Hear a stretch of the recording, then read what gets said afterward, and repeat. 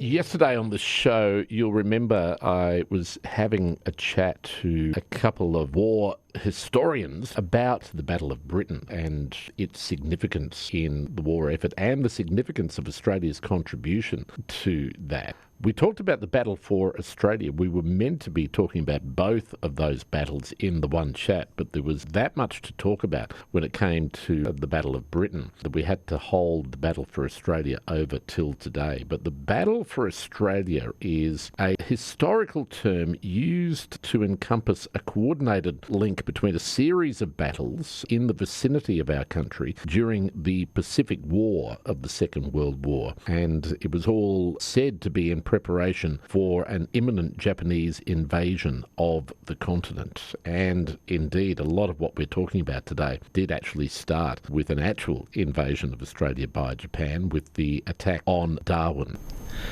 The battle for Australia, we commemorated on the first Wednesday in September, but it will be actually marked with a commemoration ceremony on the first Saturday in September. But very much this combination of several battles and bombing raids by Japan and defence by Australia, it's a lot of them combined. But tell me a bit of the background for the battle for Australia and how significant it was in our growth as a nation. Yeah, David, effectively, Battle for Australia started on the 19th of February 1942. That was the day that the 188 Japanese aircraft bombed Darwin.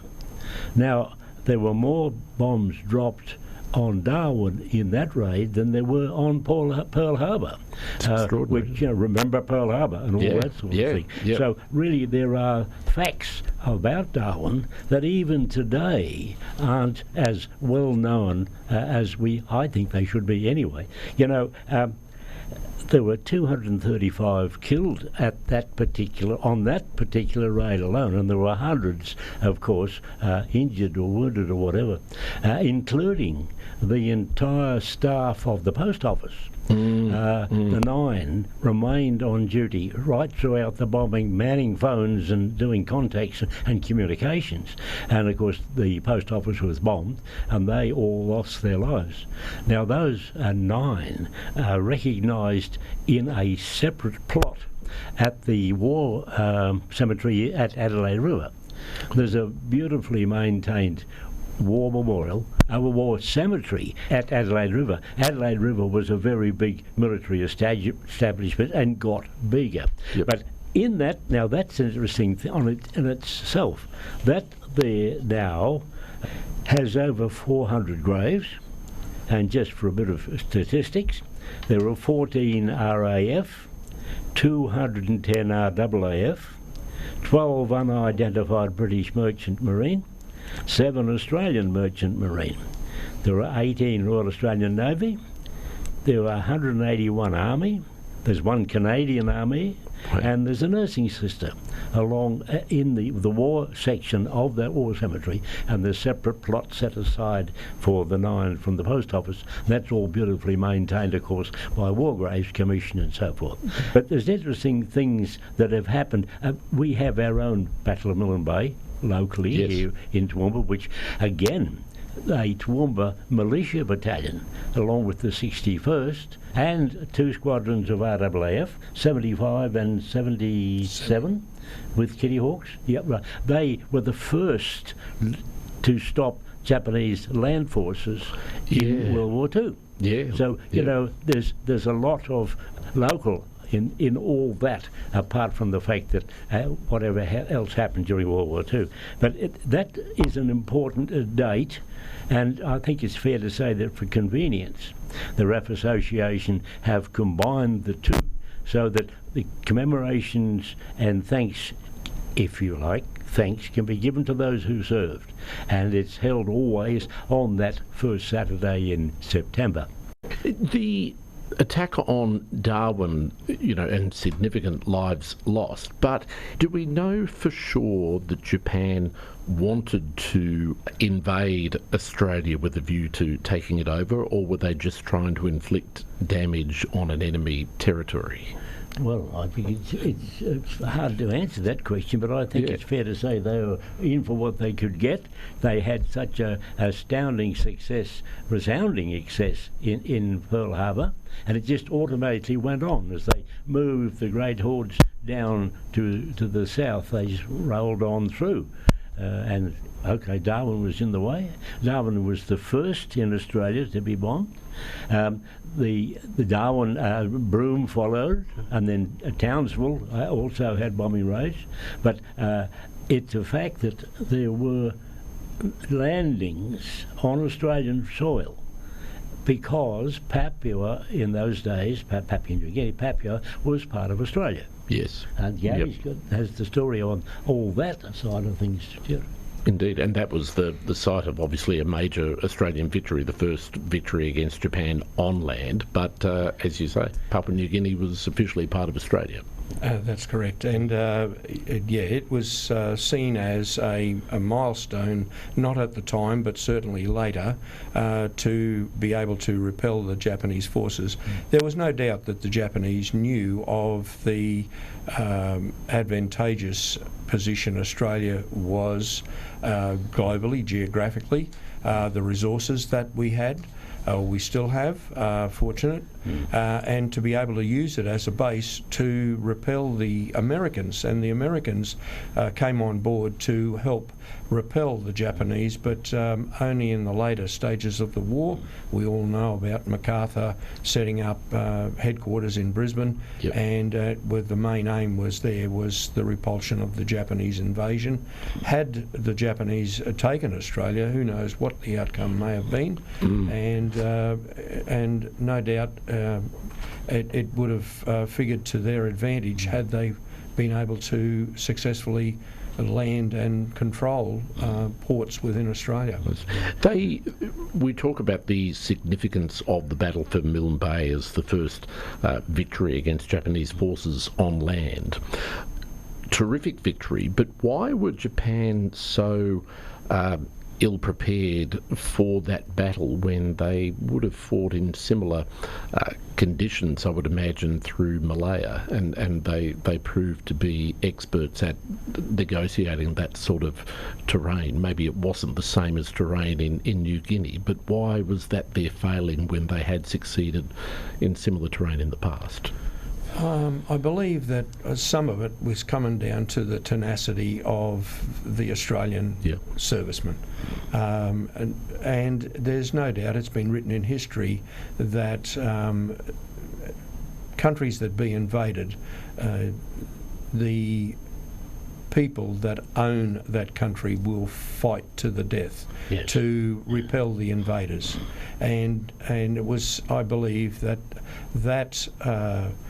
larrikinism, that comradeship, that mateship, teamwork to repel the Japanese invader worked well against them because no Australian wanted to see an invasionary force on what we now know as mainland Australia, but as Bill said, Papua was part of Australia at that time, right up until 1975. So.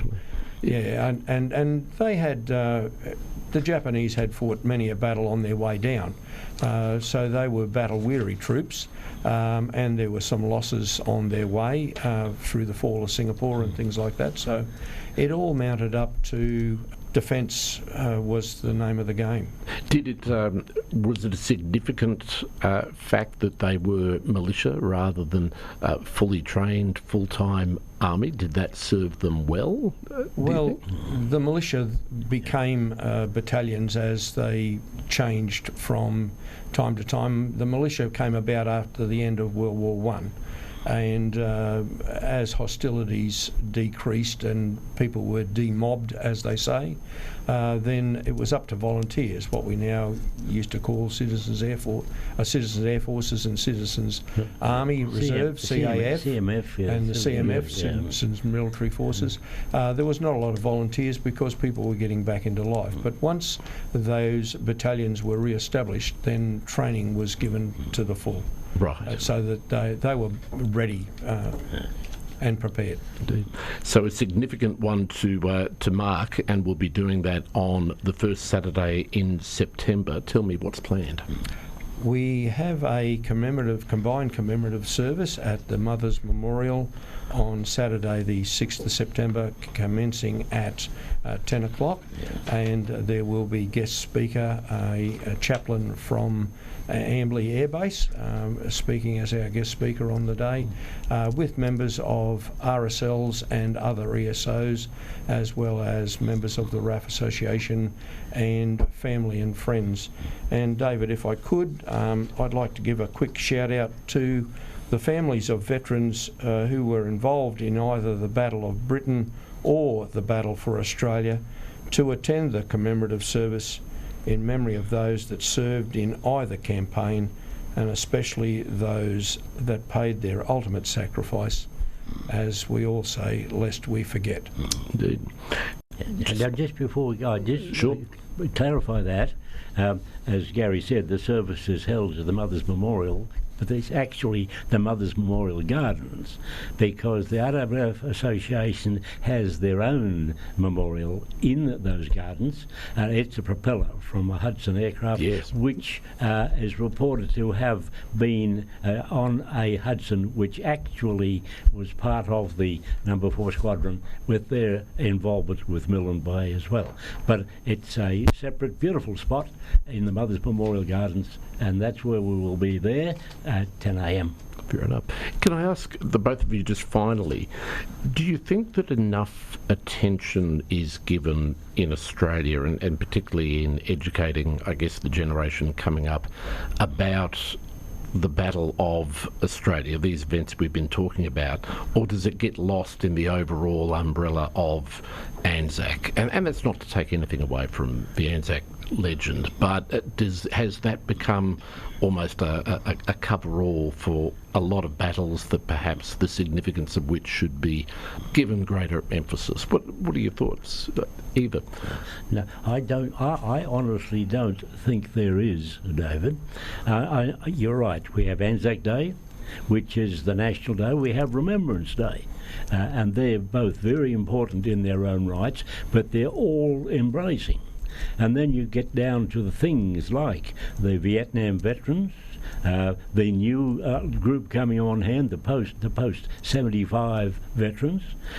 You have the Naval Association, the Air Force Association, Legacy, TPI. All those are part of the whole tapestry of the thing, but each one can be lost, and they don't last forever.